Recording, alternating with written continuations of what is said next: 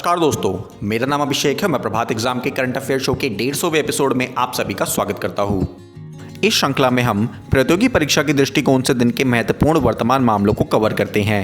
हम विभिन्न समाचार पत्रों और वेब पोर्टलों से महत्वपूर्ण समाचारों को कवर करते हैं। इस करंट अफेयर शो को देखने के बाद आपको किसी भी न्यूज पोर्टल पर जाने की या न्यूज़पेपर पढ़ने की आवश्यकता नहीं है। तो चलिए शुरुआत करते हैं आज की वीडियो से। नंबर 1, प्रधानमंत्री फसल बीमा योजना ने पूरे किए 5 साल। भारत सरकार ने 5 वर्ष पहले 13 जनवरी 2016 को देश के किसानों के लिए फसलों के जोखिम कवरेज को मजबूत करने की दिशा में एक ऐतिहासिक कदम उठाया और प्रधानमंत्री फसल बीमा योजना को मंजूरी दी। देश भर में किसानों को सबसे कम प्रीमियम पर एक व्यापक जोखिम समाधान प्रदान करने के लिए एक उल्लेखनीय पहल के रूप में इस योजना की परिकल्पना की गई थी। किसान के हिस्से के अतिरिक्त प्रीमियम का खर्चा राज्यों और भारत सरकार द्वारा समान रूप से सहायता के रूप में दिया जाता है। इस योजना की 5वीं वर्षगांठ पे इसकी औसत बीमित राशि बढ़ाकर 40,700 रुपए कर दी गई है, जो कि पूर्व में प्रति हेक्टेयर 15,100 रुपए थी। नंबर 2, प्रधानमंत्री फसल बीमा योजना। हर साल प्राकृतिक आपदा के चलते भारत में किसानों को काफी नुकसान उठाना पड़ता है।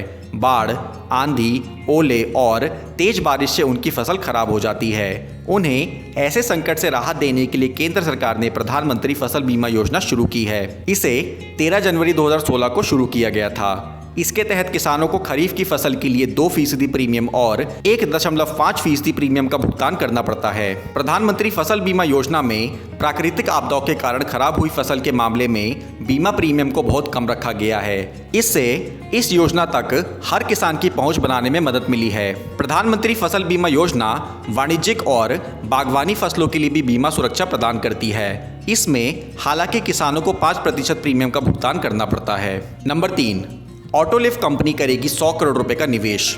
ऑटोलिव भारत में अपना विनिर्माण संयंत्र स्थापित करने जा रही है। ऑटोलिव तमिलनाडु में 100 करोड़ रुपए की लागत से विनिर्माण प्लांट की स्थापना करेगी। इससे राज्य में रोजगार का सृजन होगा। ऑटोलिव ने तमिलनाडु के तिरुवन्नामलाई जिले में अपने विनिर्माण संयंत्र के लिए जमीन खरीदी है।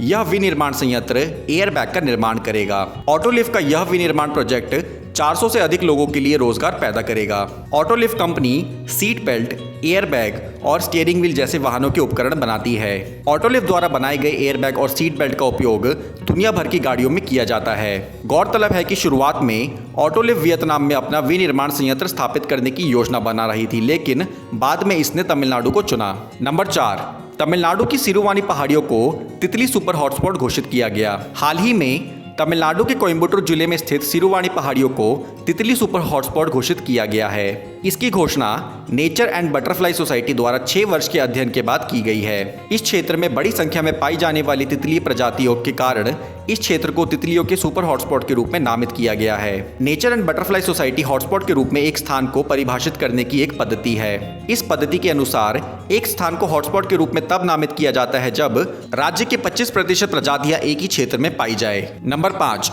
किसानों ने सुप्रीम कोर्ट द्वारा गठित कमेटी को नकारा। सुप्रीम कोर्ट ने तीनों नए कृषि कानूनों के अमल पर रोक लगा दी है। इसके साथ ही गतिरोध को खत्म करने के इरादे से 4 सदस्यीय कमेटी को भी गठित किया है। किसान नेताओं ने कहा कि सुप्रीम कोर्ट की गठित कमेटी में जितने सदस्य हैं वे कृषि कानूनों के समर्थक हैं। वे कानून के समर्थन की सार्वजनिक वकालत कर चुके हैं। किसान नेताओं ने कहा कि वे इस कमेटी के सामने पेश नहीं होंगे। उनका आंदोलन जारी रहेगा और वे जमे रहेंगे।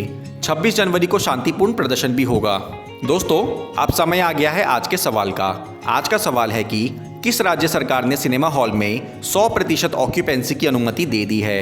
आपके ऑप्शंस हैं तमिलनाडु, मणिपुर, बिहार या पश्चिम बंगाल। आप अपने जवाब हमें नीचे दिए कमेंट सेक्शन में बताएं। हम इस पर कल की वीडियो में चर्चा करेंगे। दोस्तों, कल की वीडियो में हमने आपसे पूछा था कि प्रवासी भारतीय दिवस निम्न में से किस दिन मनाया जाता है। दोस्तों, इसका सही उत्तर है ऑप्शन डी, 9 जनवरी। प्रवासी भारतीय दिवस प्रतिवर्ष 9 जनवरी को मनाया जाता है। प्रवासी भारतीय दिवस मनाने का उद्देश्य उन प्रवासी भारतीयों को मान्यता देना है जिन्होंने भारत के विकास में योगदान दिया है। प्रवासी भारतीय दिवस पहली बार साल 2003 में मनाया गया था। प्रवासी भारतीय दिवस 9 जनवरी को मनाया जाता है क्योंकि महात्मा गांधी 9 जनवरी 1915 को दक्षिण अफ्रीका से भारत लौटे थे। महात्मा गांधी को सबसे महान प्रवासी के रूप में माना जाता है जिन्होंने न केवल भारत के स्वतंत्रता संग्राम का नेतृत्व किया बल्कि भारतीयों के जीवन को हमेशा के लिए बदल दिया। आप में से उनको बधाई जिन्हें सही जवाब मिले।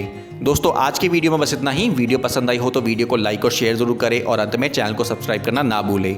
धन्यवाद।